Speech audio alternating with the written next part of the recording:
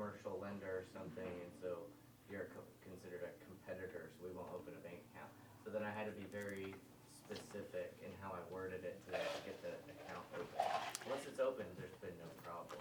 Once you put that code in, were you able to change the code to something different, or did you have to start a new business entity? I had gone in and changed it at one point because I was like, oh, no, I'm not a commercial direct lender. I'm a loan consultant or something like that. That was a little bit less. For those online that can't hear, Brighton is just talking about, he's encountered the problem we're talking about with having the wrong code and having a bank not willing to lend or even open up a bank account because the code he had was showing him as a direct competitor. So it is important. Business services is a generic code, and you can use that so that your business service or Brighton's business service is loan consulting versus being a direct competitor to the bank. I don't know all the codes, and you don't need to. Just find the one that most closely resembles the business you do. We were recently going through some bank credit training, and we had to form a new entity, and we were suggested to form a consulting business and have the consulting business be the type of business that we do, because that's very generic and it is likely to be approved for higher lines of credit with banks. So just a tip about that. And like I said, there are companies that will help you go through this process. And so if you wanted someone to pay someone to set it up for you, you can work with them, and they would have more expertise on what type of business you should call yourself and code yourself as in this process. So with the business credit scores, it's different than with your personal credit. So the different companies have different categories of scores, and with Dun & Bradstreet, it's A, B, C, D, E, with A being the best, and then other companies have a 1 to 100 number score for you. You can use this website, nav.com, to track your business credit, and they do have a free option. It's very limited. You can also pay for an account with them. I don't remember what the monthly fee is, but they also track your personal credit too. So if you wanted everything in one place, this nav.com is a good location for that. With our business credit, instead of paying on time, they're looking to see if you are paying early. So that will increase your score if you're paying it a few days early. So you can split your payments. So if you owe $100, you can pay $50 halfway through that billing cycle, and then the next $50 at the due date. And that is one way to improve your credit score with your business credit.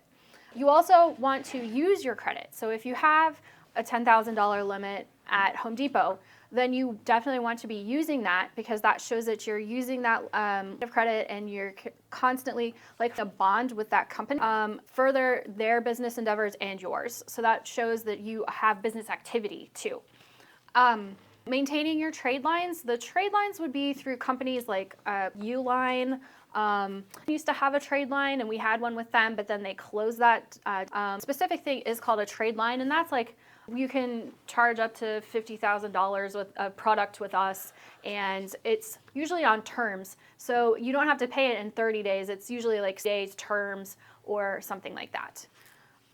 Then also, like we talked about before, your personal credit will play into your business credit. Maintaining good personal credit makes your business look better too. Here's just a different of a Paydex score range, and that's one of the that some of the companies use to rate your credit. They're about like your score depends on when you're making your payments, so you have a better score if you're making your payments on time or early versus if they're late. So that's just what that shows. And then this is a screenshot from the nav.com, and so it has my this is Jason's company, Scissor Tone Rental, and this is older, but December of 22, he had an A score. In December of 22, for a different one, for Experian, he had a B score. Then now they want you to put your bank accounts in there, and that's also Jasonism. I'm not doing that. They don't need my bank account, my checking account, and all of that to view the scores for some of these things. So I'm not sure how useful this tool is now, but you definitely want to check it out. I think the only place where you can see your Dun & Bradstreet, unless you go to the Dun & Bradstreet website to check it out. It's kind of nice to have a little snapshot. And then this is a more recent screenshot of my score. So this is my personal one. My score is 837 according to them. And then it breaks down some of the factors that they use to come up with that number. I have a 15% debt versus our income. We don't have any balance transfers out right now. Sometimes that number can get kind of high. Then it says 12 different accounts, and 17 years old is the longest account that I have. I think it's older than that, so I don't know why they're not giving me all my due time, but whatever. This is just kind of idea of what you should see if you're looking at that website. So that's pretty much all we have to tell you about today. I would definitely encourage everybody to take at least one step to increase the credit score, increase the amount of credit that you have available to you. Your business by enrolling with Dun & Bradstreet. So there are just a few calls to action that I would suggest for you, and let us know on Andrew's page you guys are planning to do to take some action. So that's me. I'm Emily. This takes you to my website if you're interested in talking to me about mortgage notes and loans. And by the way, and I just funded our checkbook IRA. So we have a lot of money to lend out. So let us know if you want to borrow some money for rehabs, fixes and flips, those types of things. It's personal. It depends. You might get a different rate than someone else. They're generally going to be similar to money terms. Most the flip loans we do are going to end up being something like a 2 and 12, $50,000 minimum. And my criteria is I won't loan you more than I'd pay for it. He's a cheapskate. Well, it's not that I'm a cheapskate, but I did my business borrowing 70 cents on the dollar, not 95 cents on the dollar. So I'm not going to loan you 95 cents on the ARV. I'm going to loan up to 70 cents on the ARV, less your rehab budget. Conservative. That's a better term, right? He's conservative. No, I'm cheap. I'm a landlord. Cheap, frugal, whatever you want to call it. Questions about business credit, other questions about personal credit? I've got a statement, or it's not actually a question, but there's on the credit card, there's a due date, and then there's also a closing date. So I try to pay on before the closing date. And usually that closing date, or question? Talking about the close date versus the due date? Yeah. What a close date is they have to pick a day that they stop looking at new charges for this bill. That's all that's talking about. So your close date is just the date that it transfers all new charges to a new month. Gotcha. I try to do is I'll pay it before that closing date. And I've read this somewhere, but then don't put anything, pay that card off, but don't put anything on that card for like a week because they report it to the credit bureau. Is that? So that gets into your asking about or talking about if you pay it off before the close date and then you don't use the card for a week so that it reports a very low balance. That only matters in your credit utilization, that 30% number we're talking about. Gotcha. If you have a $20,000 credit card with $2,000 on it, it does not matter at all. Matter. You are carrying large balances to the balance on a specific credit card because each card has its own utilization and your overall report utilization. Those scores affect. So you may have one card that's maxed out, like a balance transfer situation, and it will bring your score down. But your overall credit score or your credit utilization will still be under the 30% number that is really negative on you. I think that Increase your balance. Gotcha. so the last time that we did a balance transfer, I think it was for $30,000, and my credit score dropped only like points. Once you've been doing it for a long time, it doesn't have as much of an impact on your credit score. And I still got, weekly offers. I got offers from the same company. They're like, "You've got $2,000 left on your balance. Do you want to borrow more money?" And I'm like, "No, I'm good, thanks." I don't think that types of things will not impact your credit score that much. So I wouldn't be too worried.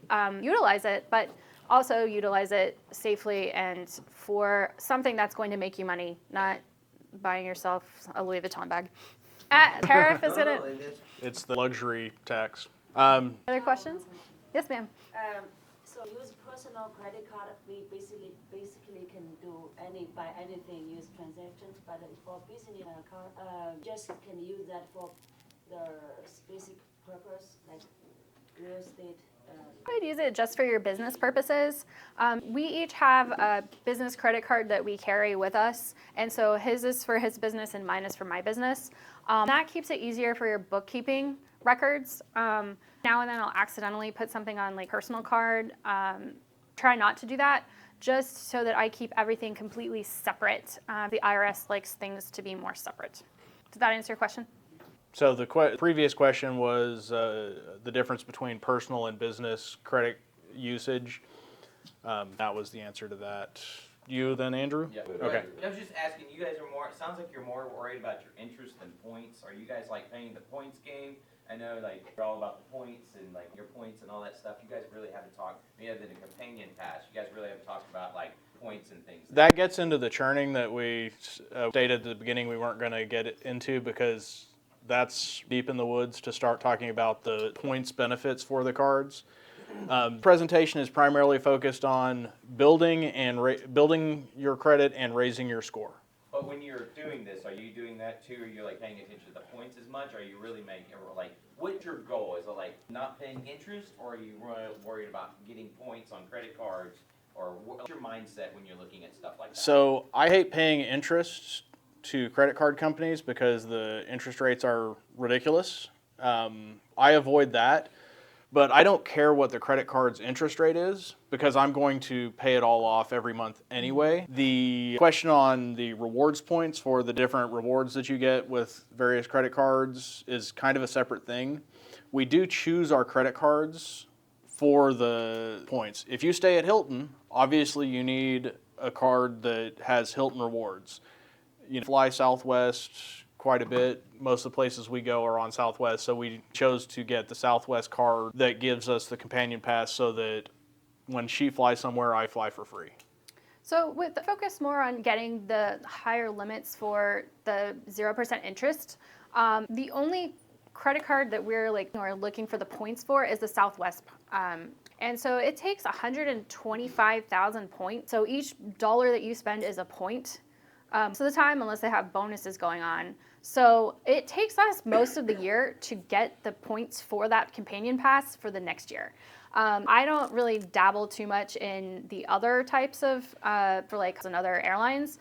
I just don't have the bandwidth for that when I'm like on traveling within the United States and getting that. I don't want to spend $700-800 for plane tickets to see my parents.